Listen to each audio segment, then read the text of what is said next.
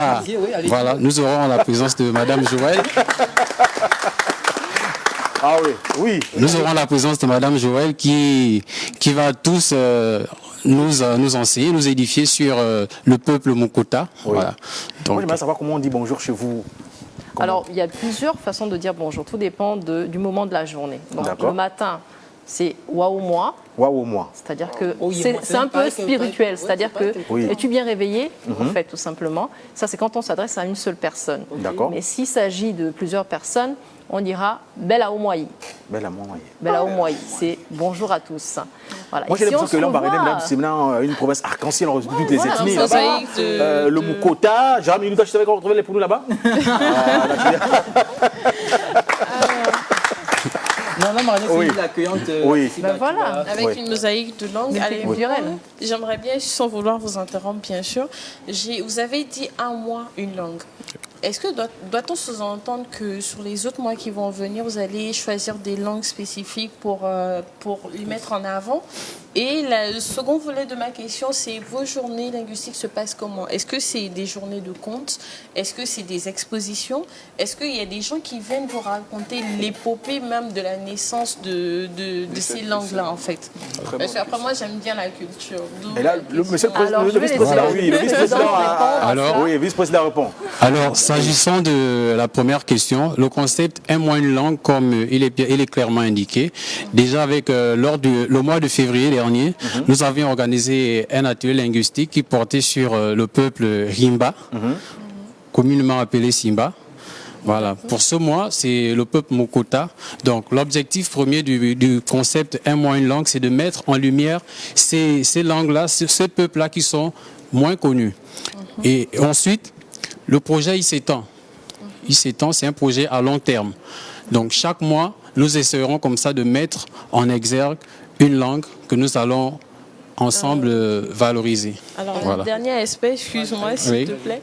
Peut-on dire qu'à travers un mois, une langue, peut-on retranscrire, peut-on raconter l'histoire de toute une région à travers juste le fait que vous mettez en avant une des langues qui sont méconnues, par exemple? Si on parle de Lambarino, de Logo et Vindo, par exemple, et qu'on choisit la langue de là-bas, est-ce que en venant assister à vos ateliers, ça me permettra d'avoir une certaine chronologie sur l'arrivée d'un peu tout le monde la vie, en fait, comment ça se passait? Notre histoire, on va le dire comme ça. Oui, je pense que lors de ces ateliers linguistiques, effectivement, il y a cette épopée-là. Il y a les origines, déjà, on part sur les origines des peuples, l'occupation de l'espace. Comment est-ce que ces peuples, ces différentes ethnies qu'on retrouve dans différentes localités se sont installés. Donc, je répondrai par l'affirmatif en disant, à travers ces ateliers linguistiques, on peut notamment découvrir l'histoire de ces peuples-là. Alors, Monsieur le Président, vous savez bien avec moi qu'une langue est vivante lorsqu'on la parle. Est-ce que vous êtes satisfait des résultats par rapport à ce concept? Par rapport à ce concept, je dirais oui. Je partirai d'abord au sein de l'association Gabon Jeunesse et Culture. Nous avons eu, pour le mois de février, l'atelier linguistique en langue Rimba. Donc ça a permis déjà à tous les membres de l'association Gabon Jeunesse de s'imprégner déjà de cette langue qui, pour beaucoup, était méconnue. Donc je pense que c'est déjà quelque chose de positif de pouvoir s'imprégner de ces langues. D'accord, merci. Alors si Madame Joël avait un dernier mot à l'endroit de ces jeunes qui nous regardent, surtout en langue, en langue oui, j'aimerais bien. Oui, moi j'aimerais bien écouter.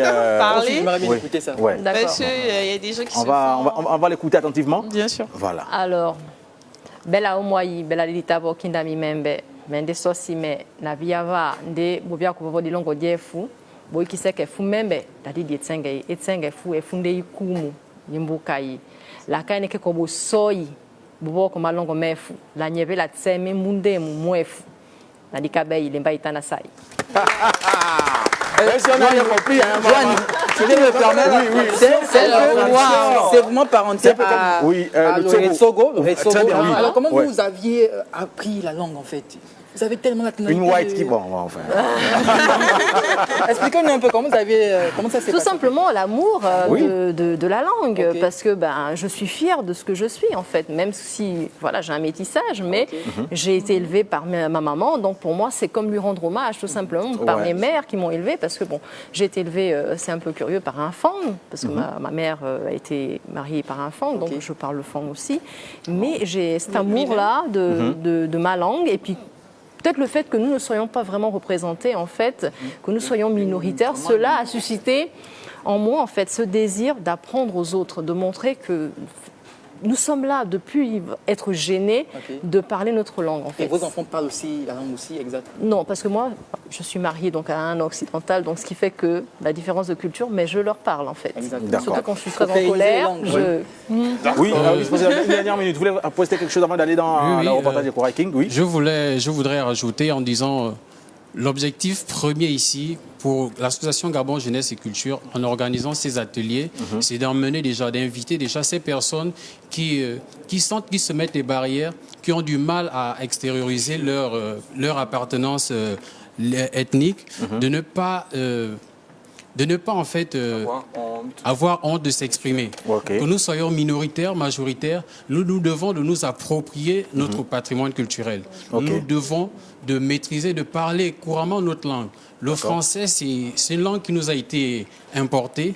Donc, nous avons un langage africain. Les Bantous, nous avons un langage. Nous devons de nous approprier ce patrimoine culturel qui est le nôtre. Merci. C'est pour dire que la culture est la seule chose qui nous reste lorsqu'on a tout perdu. Davis Mangangan, poursuit avec toi. Eh bien oui, après avoir écouté cette brève la présentation de ce concept, on va aller du côté du CCF, rencontrer Kourai King pour nous présenter un concept, un merveilleux concept, dirais-je même. On regarde ça et on va juste après. Le mois des masques, c'est parti pour la rubrique Espace Culture.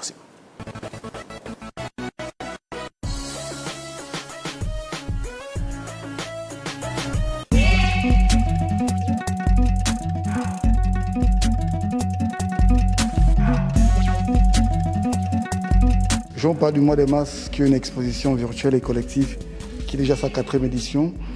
Et cette année, on a pour but, comme pour thème, mois des masques, l'héritage des hommes libres. En l'occurrence, le mois des masques est en partenariat avec l'Institut français du Gabon.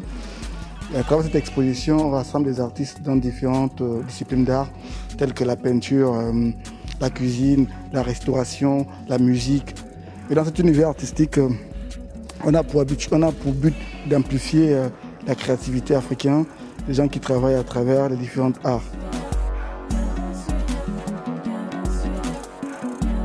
L'exposition virtuelle consiste déjà à faire l'état des lieux.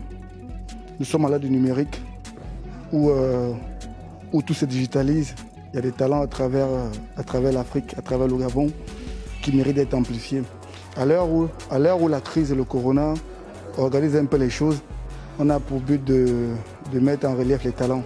C'est ce que c'est le mois des masques, amplifier le discours des créatifs. Cette année-là, on a différents thèmes. On a des trucs qui parlent de l'amour, qui parlent de la protection, qui parlent de la justice. Et je travaille sur différents thèmes, en l'occurrence la paix.